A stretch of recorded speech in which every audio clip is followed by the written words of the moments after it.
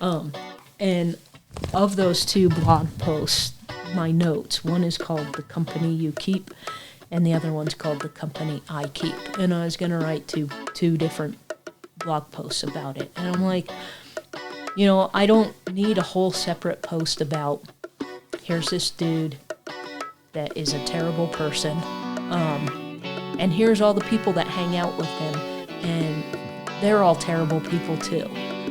I don't want my blog to be like that, so I'm just gonna do, hey, my mom and my grandma taught me, the people you hang around with is a reflection of you, and people are gonna think that of you as well, and I don't want to hang out with those kind of people. So here's the kind of people I will hang out. And one of the things I have saved, and I need to find the news article, and hopefully I can find one in English, because there's a video of this dude in Paris, and his apartment was here. What is this? This to a right angle. The other building was to a right angle of his apartment window. And the other apartment building was on fire. And he's straddling between the two buildings. And the mom hands out little baby in the diaper, and he hands it into, I'm guessing, his wife. It was a lady. Yeah. And then he got 3 more kids and then helped the lady out. And in France, because it's a selfless act, you get citizenship by that. And he was an immigrant. I didn't and know so that. he's considered heroic for doing that. I would consider him heroic for doing that. Didn't we do that here too, though? At least once upon a time. Once upon a time, we used to do things like that. And I know there was a guy several years ago in France, too, that did something heroic, and he was an immigrant as well, and he got citizenship. Well, it's not like these immigrants are going to go over to France, like sneak over the border. It's like, okay, and I just wait to be Superman, and I'll get in. So here we go. It's like, guys, something's got to happen sometime, guys. Yeah. Baby's going to fall. An old lady's going to need help across the street. I'm going to get recognized by the mayor. and I'll be a citizen. Got my plan. Yeah. So I'm just like, that's the kind of people I want to hang out with, that don't even think twice about doing the right thing. They just do the right thing. Yeah. Well, and I guess I take it a bit for granted, because I had those were my parents every day. Yeah. And you do eventually, they instill that in you. I don't think there is many situations that I would first not go to before I probably should have stopped and thought about it. Because I found myself doing that before. I found someone got hurt, and something could have been wrong where I could have gotten hurt too, but I wasn't thinking. I ran to the heart person, tried to see what I can do, not realizing about safety issues. So yeah. Yeah, you definitely model the behavior you see. You do. And even so, sometimes my parents, they don't have a choice. You don't have a choice to think. My biggest memory was the benzene spill. And that was, I don't know how many years ago that was. That was when I was pretty young. Okay. I don't think you were here yet. No. But it happened over by Westway Church. It was a tanker of benzene had ruptured, spilled somehow. And I don't know how many tankers it was. At first, that was what was reported, and it was very, very, very, very serious, to the point where half of the town was being evacuated immediately. And we lived where we lived, and of course my mom and dad were eating with us, and it was late at night, and they had to go to that call. And of course there's no one to take care of us. I think that's what I remember the most. I think my grandma had to drive in from out of town to take care of us. Yeah. We should do a story on that. I don't remember when it was. Yeah, my mom could tell you all about it. Yeah. She could probably, she could tell you more than me. Like, so I was a kid. I just remember that was one of the worser accidents that happened around here. That was a pretty memorable one. Yeah. And I've heard about that one, and I remember the sugar factory exploding, because it made national news. Yeah. I saw it on the national news. I was there for that one too. Well, kind of. I was asleep. There you go. I was dead asleep. I slept through the whole damn thing. Yep. I woke up in the morning, just kind of panicked, because we lived in the trailer court, not even less than a mile away, less than a quarter of a mile away. I mean, we were practically right next to it when it exploded. And it didn't hurt any. To my knowledge, the explosion didn't destroy anything outside the property of the sugar factory. Yeah. But the boom that happened, like knocked every single window off of our wall pictures. Yeah. And we had the old fashioned glass pictures, of course, back then. So there's glass everywhere, just shattered off. I'm just like looking around, like, what happened? Oh, we should fit, because I think that was 96, wasn't it? I should find Good out. Question. I'm going to have to go find out the date of that so that maybe we could do an anniversary story, because it'll be 30 years. If it was 96, next year it'll be 30 years. Yeah. I remember I used to sketch a lot back then, and I did a sketch. I sketched that. Really? Yeah, I sketched the helicopter going over the remains of it. Oh, wow. Yeah, because the smokestack never fell down. So that was always up. And it was mainly those silos that went. Yeah. And then all the damage around that. But yeah. Yeah. But that would be an interesting one to do. Yeah. I know there's farmers who aren't too crazy about it, and because they were forced to pay for its reconstruction. Well, that's what happens when you're part of a co-op. Yeah.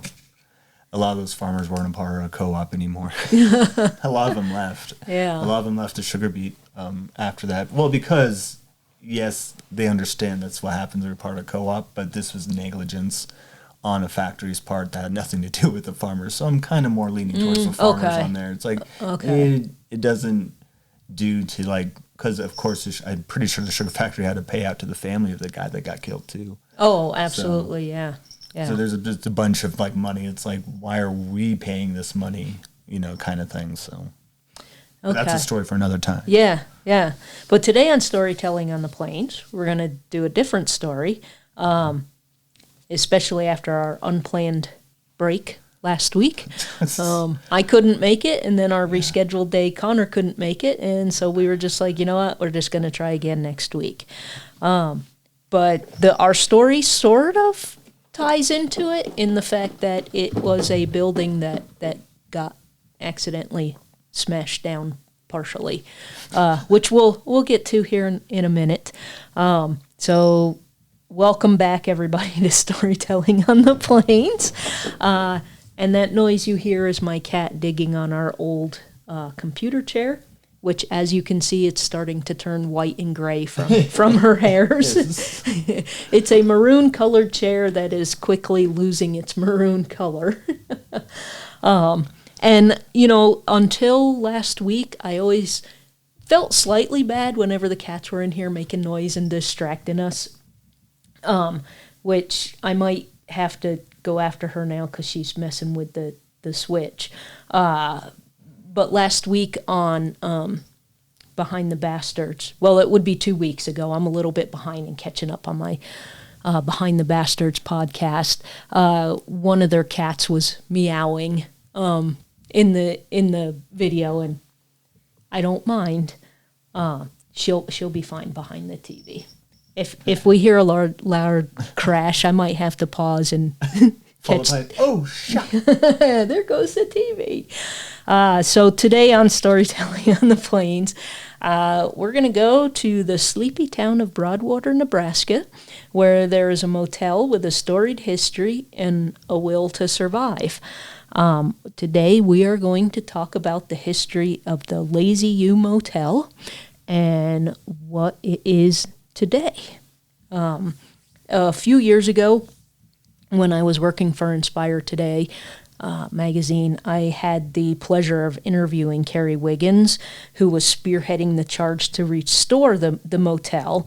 And Carrie has her own fascinating little story of she came back home to Broadwater and wanted her family and future families to have the small town experience that she had. And so she just kind of fell into restoring buildings in the town. And her family has a farm as well, so that's where they mainly make their living. Mm-hmm. But she just decided, this is what I want to do.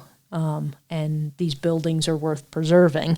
So she moved back after finishing college and saw many of those historical buildings in town were empty or abandoned. And she just kind of stepped up and was like, I guess I'm going to be the one that's going to restore them and save them. Her first foray into preserving the town's historic buildings was the community hall, and it had been put up for auction in 2004. It had been a place for gatherings in the past, including her own wedding, but now it was going to go away because it wasn't being used anymore. It was just going to get demolished. She saw that it needed a lot of work and just general cleanup, and the electrical system needed to be updated because if I remember correctly, that building was like 75, 80 years old, maybe older than that. And of course, if you're going to buy a very old building, you need to get it up to code, and there's no way that the electrical system was up to code. I know the house that I grew up in had the little push-button light switches. Oh, nice. Those are fun. Yeah. And you don't see those anymore, do you? No. And I don't know if that house still has them. That house is still standing to this day, and I think it's still rented out. I don't think it's like owner-occupied, but that's what all our light switches were the push-button light switches. So I would assume it's probably had to have been updated because that house that I grew up in the 80s was built in the 20s. Oh, yeah. I'm sure it has been. Did it still have, like, even in my house, had the old, and this was built in, I think mine was built in the 50s, maybe the 60s, maybe even later. But it still had the, what do you call it, the ceramics. It's like a ceramic and wire. Yeah. I don't know the proper term. My husband knows it, but it was the old way to do electrical wiring systems before they covered it with plastic and all that. So. Yeah, I know exactly what you're talking about, and I don't know what its proper name is either. And in our old place, when we had the basement finished, we only needed one plug. The electrician was like, yeah, no, they need to be so many feet apart, blah, blah, blah. And we ended up, I think, with 6 or 8 of them in the basement, which I thought was absolutely stupid because we'll never use them. And it's the same with this basement here. We have several plugs that we just don't use because we don't need them, but the code says that's what you need to do. And I'm not going to... When we finish the basement, it's stupid to finish the basement, and then when you sell the house, you're going to have to either pay a fine or pay to have that put in anyway. So just get it done when the electrician is there the first time. Yeah, I'm not looking forward to ever selling my house. It's not up to code. It's not up to code. I'm supposed to have an egress window in my basement. I'm supposed to probably have a whole bunch of electrical rewiring done. I need to go get some kind of weatherproof little ladder for our egress window right behind us. You could get out of it. But you can't. I can't. It's taller than me.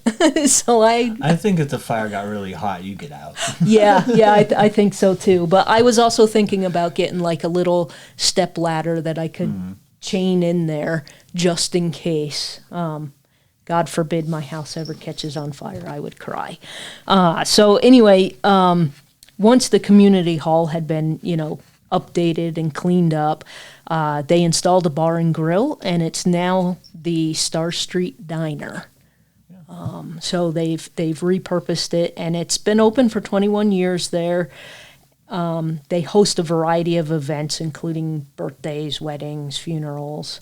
Oh, look, I wrote weddings twice. I really like weddings. I really need to get better at proofreading because I did proofread this. But, yeah. And then they have other seasonal things, like Christmas and Easter kind of things there. Oktoberfest. Yeah. So they saved the building, and it's being used, which is a great thing. But the biggest and most notable thing, to me anyway, is the Lazy U Motel. It lies along Highway 26, which runs through the heart of Broadwater, and it's hard to miss because of its many colors. If you drive through Broadwater, you really can't miss it because it's just this small motel, 6-7 rooms, I think.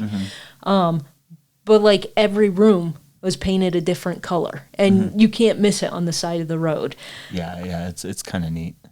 You're right. You can't miss it. Yeah, and I've got several pictures of it. When we first moved here, I was like, what the heck? And it'd been abandoned for a very long time. And when I went and took pictures, I snuck inside and looked around and stuff. And it's the usual growth that you see from an abandoned building.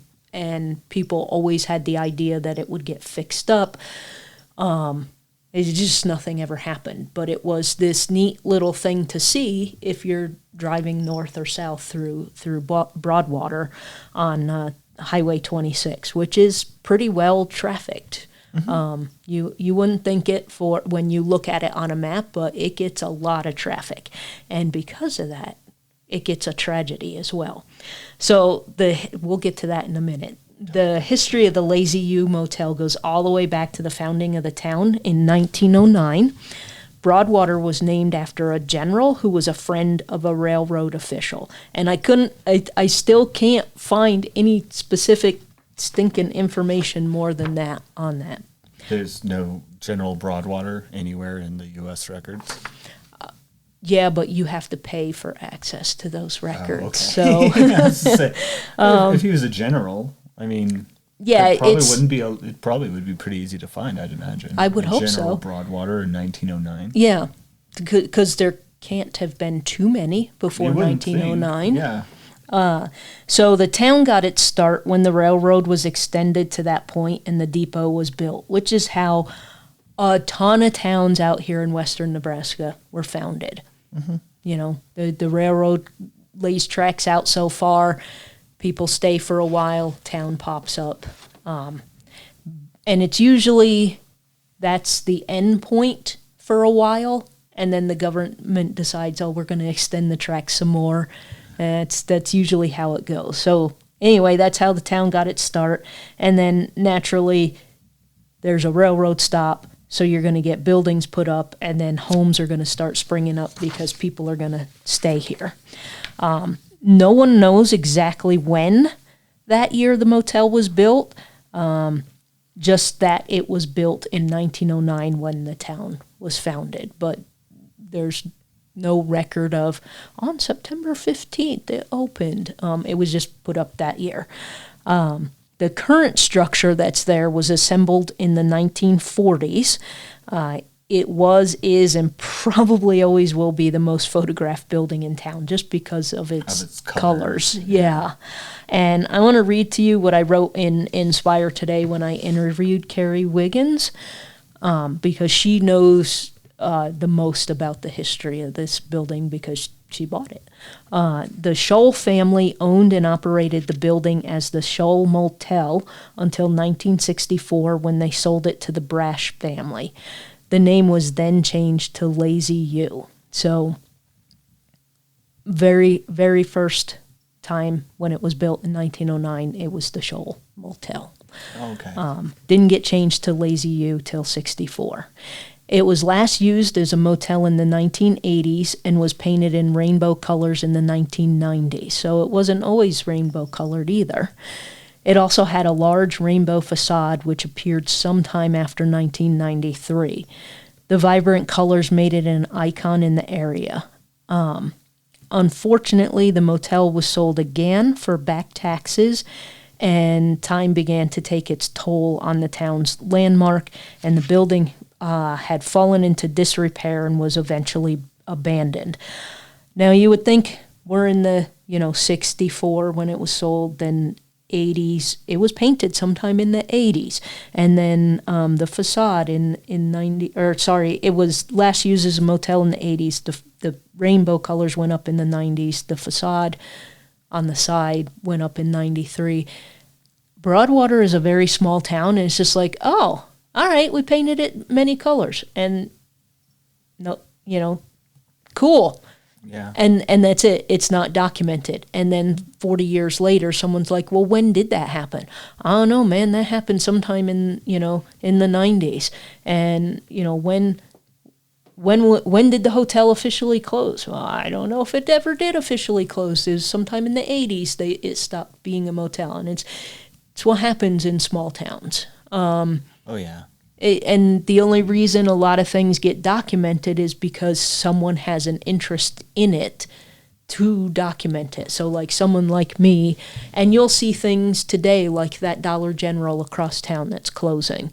They put a press release out that it'll be closing, I think they said end of August. Actually... Oh, no, we lost a Dollar General. Yeah, so now we've only got, 3 instead of 4? Oh, no, how will we survive without the Dollar General?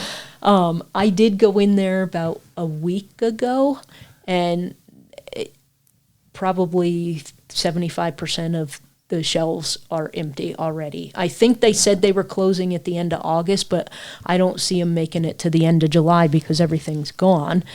But that's documented because the company wants to get rid of the inventory and let people know why it's closing.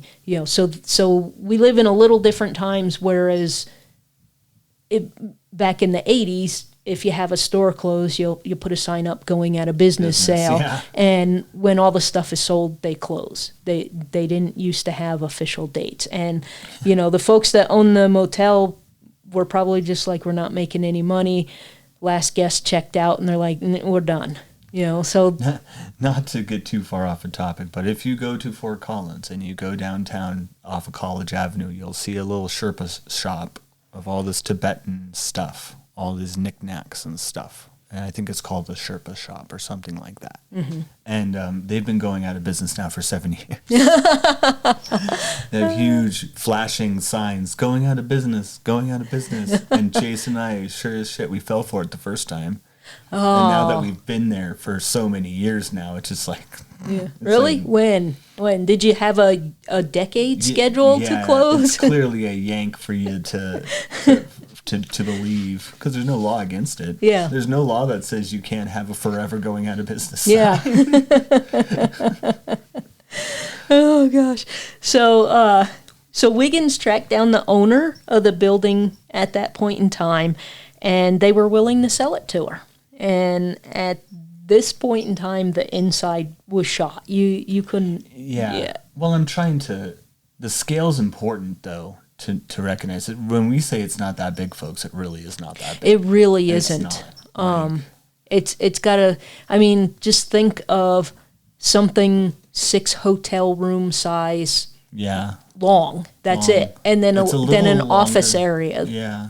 Yeah, it's a little longer than maybe a mobile, not a mobile home, a trailer house, a trailer. Yeah, it's a little longer than that, but not by much. It really is small. Mm-hmm.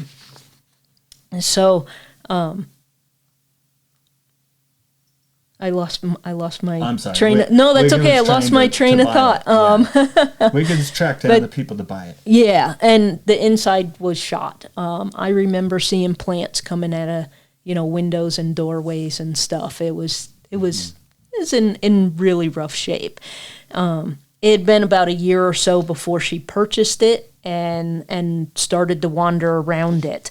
The best thing to do was to save the structure and repurpose it rather than trying to restore it.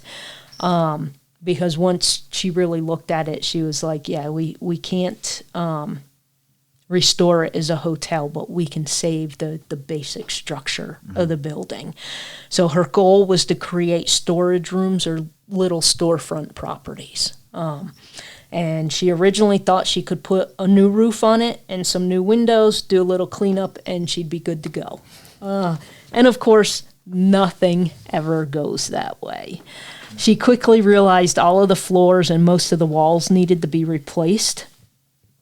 Work was done to remove old and broken appliances, and the doors needed to be replaced as well. So I remember when I drove by, most of the doors were closed, but there were a few that were ajar, and you could kind of tell they were starting to fall off their hinges. Mm-hmm. And I don't know enough about carpentry or building structures or architecture, I would just think, oh, just get some new screws. We'll be good to, That's my extent. Stick another screw in it. Yeah. Sure. So they did a lot of work to remove all of that stuff and to replace the doors. The roof and windows were also sorted out. And shortly after that, the reconstruction of the floors began. And then just as everything was going along smoothly, disaster struck. On January 10th, 2023, I don't know why I called it 2000. 2023. Yeah. So just, 2.5 years ago, the driver of a semi-truck fell asleep at the wall and crashed into the front office of the motel, destroying that room. And Wiggins was devastated. A lot of people were devastated because they knew how much work she had put into trying to get this thing back up and being used. And that's such a stupid thing, too, a semi-truck driver falling asleep at the wheel in 2023. Come on, guys. Yeah. Mm-hmm. I mean, that's just, that's really, really dumb. And Route 26, where what goes into and out of Broadwater, there's nothing to this road as far as like it's just a road. It goes through the town, goes out of the town. There's no like signs. Well, there's signs to slow down, but that's about it. Yeah. There's not a turn or anything. So this guy was probably like he must have just not been paying attention or fell asleep. Yeah. Of course, that's what they always say, right? They fell asleep. I fell asleep at the wheel. I decided to drive in. Yeah. And the hotel is on a corner. It is on a corner. Yeah. I'm not saying it's not easy to run into. It's very easy to run into if you're a stupid driver. And not paying attention or sleeping at the wheel. Yep. So Wiggins told me after all the problems we uncovered in the building, this was disastrous and overwhelming. And I know that she thought for a moment, that's it, we're done. I would. Screw it. I'd just be like, all right, we're done. We're not ever fixing this. When you look up in the sky, like shrug your shoulders and walk away. Yep. So the cool thing, though, is she has that attitude that I've come across many times in my life, and especially out here, and more so the smaller town that you go to, you come across it even more often. She just wasn't giving up. She's like, yep. I find that a lot. Yeah. When the job gets tough, people around here just get pissed. Yep. They get ticked, they throw things, they cuss, they kick things. And then they just keep going. And then they're like, all right, done. Now we got to get back to work. And that's kind of what she did. She did think about it. That's it. It took her till the next day. And in all fairness, the next day really was already there because she got the call at like 1 or 2 in the morning. And by like 9 or 10 in the morning. After a drink or two. Yeah. So she got up that next day and was just like, nope, there's still work to be done, so we're going to get going with this. So the Lazy U Motel was renamed the Lazy U Roadside Market. And although the building still needed a ton of work done, Lazy U held its first event in the fall of 2023, playing host as a haunted house for Halloween, complete with a snack shop and a gift store. All the money they collected that night was donated to the Spirit of Broadwater Foundation, another organization that is always looking for ways to rejuvenate Broadwater. So she easily could have used that fundraiser to put right back into her building to get it redone, and instead she put it into this organization that helps to make the town better overall. I think that's just great. I love that there's organizations in there because, of course, we have one in Scottsbluff, but Scottsbluff's a pretty good-sized town. Yeah. So you would expect it. But for something like Broadwater, which is literally a blink and you miss it town. I think that's really cool. Or blink and you drive into a motel. Yeah, don't blink too much, for God's sakes. Just get through Broadwater. Keep your eyes open. But yeah, it is. I always thought that was neat about Broadwater, and I haven't met a lot of people from Broadwater, but I did work with a lady from there when I worked at the Star Herald. She drove every day from Broadwater to Star Herald, or to Scottsbluff to work at Star Herald. And they're just so dang proud of their town and what they can do to make it better. And they're by no means the only town that does No, that. Oshkosh is like that. Yep. Harrison does that. Harrisburg does that. Baird does it. Baird does it. Even Alliance just got done with their Heritage Days not too long ago, which is a wonderful thing to go to. Yeah. And in some ways, I think Scottsbluff is falling in that in-between phase, because I've run into both people here that they want to keep traditions alive that have always been here, and they want to make their town better. And then there's the people that poo-poo everything. Oh, that's stupid. And they're constantly fighting each other. Yes. Yep. There's a recent debacle that just came about from that, but that's a story for another time. Yeah. That's a Gossip Day episode that we may or may not ever get to. Yeah, because I don't know if I should say. Yeah. Don't want to cause more sometimes trouble to maybe who be listening in on this. It's like, oh, so that's what happened. I'm like, no. No. We'll wait till Connor and I are walking around with our walkers and be sure that all those people are dead, so then we can tell those stories. Because then they can't come get us unless they know how to get out of their graves, and then we'll have another Halloween story. So the Spirit of Broadwater Foundation is an organization that has helped preserve an old school building, put in new sidewalks, put up new signs for the town, and got playground equipment for the kids in town. So they've done a lot of good work in town. And Wiggins also told me that there are also a couple of other people busy renovating non-livable houses in town, and it's great to see the restoration process flourish into something that can be used again. And again, it's not just her. She gets the most attention because she was fixing up the most photographed building in town. But there are a lot of other people doing the same thing. And so on October 19th and 20th, 2024, the Lazy U Roadside Market opened its doors to the world once again. In April 2025, the original brick patio was uncovered. So they're still working on restoring behind the scenes, even though they got most of it done. No word yet on what will happen next, but whatever happens, it will definitely be historical.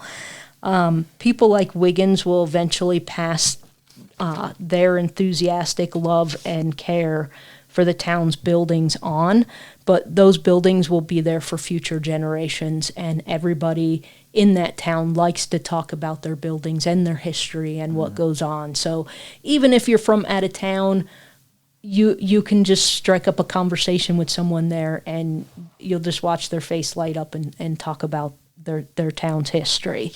If you're ever passing through Broadwater, take a moment to stop and look at everything its residents have been doing to preserve the town and keep its history alive. Honestly, you can take a picture of every building on Broadway. I don't even know if the main road is called Broadway. That's what it is in Scottsbluff. On Highway 26, the main road. Broadway. Yeah. Whatever the town's name is, or the street name is, it's Highway 26. You can take a picture of every building that was restored there, and it's not really going to take up much time of your day. But it is important to see. If you go through, take the time, because you'll regret it later that you didn't stop.